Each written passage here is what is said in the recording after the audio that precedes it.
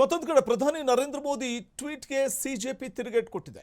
Fast track court ಸ್ಥಾಪಿಸಿದರೆ ಸಾಲದು, ಧರ್ಮೇಂದ್ರ ಪ್ರಧಾನ್ ರಾಜೀನಾಮೆ ನೀಡಲೇಬೇಕು ಅಂತ ಹೇಳಿದೆ. ಮೋದಿ ನೀಡಿರುವಂತಹ ಭರವಸೆಯನ್ನ ಕಾಕ್ರೋಚ್ ಜನತಾ ಪಾರ್ಟಿ ತಿರಸ್ಕಾರವನ್ನು ಮಾಡಿದೆ.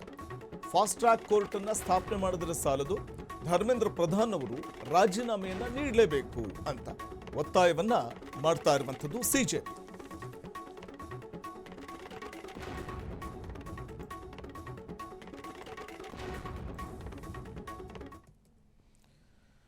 ತೀಕ್ಷ್ಣ ರೀತಿಯಲ್ಲೇ ಈ ಒಂದು ಪ್ರಕರಣ ಬಹಳ ಸೂಕ್ಷ್ಮವಾದಂಥ ಪ್ರಕರಣ. ಹೇಗೆ ಕೇಂದ್ರ ಇದಕ್ಕೆ ರಿಯಾಕ್ಟ್ ಮಾಡುತ್ತೆ ಅನ್ನುವಂಥ ಕುತೂಹಲ ಇತ್ತು. ಪ್ರಧಾನಿ ನರೇಂದ್ರ ಮೋದಿ ಅವರು ಈ ವಿಚಾರಕ್ಕೆ ಸಂಬಂಧಪಟ್ಟಂತೆ ಒಂದು ಕಡೆ ಫಾಸ್ಟ್ ಟ್ರ್ಯಾಕ್ ಕೋರ್ಟ್ ರಚನೆ ಮಾಡಿ ತಪ್ಪಿತಸ್ಥರಿಗೆ ಆದಷ್ಟು ಬೇಗ ಶೀಘ್ರವೇ ಶಿಕ್ಷೆಯ ಪ್ರಮಾಣವನ್ನು ನಿಗದಿಪಡಿಸುವಂಥದ್ದು ವಿಚಾರಣೆ ಮುಗಿದ ನಂತರದಲ್ಲಿ.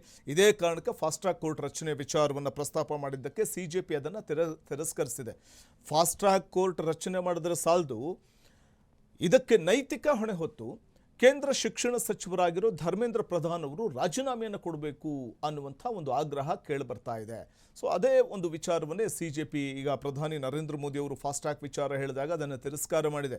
ಬರೀ ಅಷ್ಟಾದರೆ ಸಾಲದು, ನೈತಿಕ ಹೊಣೆ ಹೊತ್ತು ಧರ್ಮೇಂದ್ರ ಪ್ರಧಾನ್ ಅವರು ರಾಜೀನಾಮೆ ನೀಡಲಿ ಅಂತ ನಾವು ಗಮನಿಸ್ತಾ ಹೋಗ್ಬೋದು. ಸಿಜೆಪಿ ಪಾರ್ಟಿ ಸಂಸತ್ ಚಲೋ ಹಮ್ಮಿಕೊಂಡಂಥ ಸಂದರ್ಭದಲ್ಲಿ ಅದು ಯಾವ ರೀತಿ ವಿಕೋಪಕ್ಕೆ ಹೋಗುತ್ತೆ. ಪೊಲೀಸರು ಆ ಒಂದು ಸಂಸತ್ ಚಲೋ ಹಮ್ಮಿಕೊಂಡಿದ್ದಂಥ ಸಿಜೆಪಿ ಕಾರ್ಯಕರ್ತರ ಮೇಲೆ ಅವರನ್ನು ಕಂಟ್ರೋಲ್ ಮಾಡುವಂಥ, ಅವರನ್ನು ವಾಪಸ್ ಕಳಿಸೋ ಪ್ರಯತ್ನಕ್ಕೆ ಮುಂದಾದಾಗ ಅಲ್ಲಿ ಯಾವ ರೀತಿಯ ಒಂದು ಬಿಗುವಿನ ವಾತಾವರಣ ನಿರ್ಮಾಣ ಆಯಿತು. ಲಾಠಿ ಚಾರ್ಜ್ ಮಾಡಿದಂಥ ಪ್ರಸಂಗ ನಡೆಯುತ್ತೆ, ಈ ವೇಳೆ ಕಲ್ಲು ತೂರಾಟ ನಡೆದಂಥ ಪ್ರಸಂಗ ನಡೆಯುತ್ತೆ.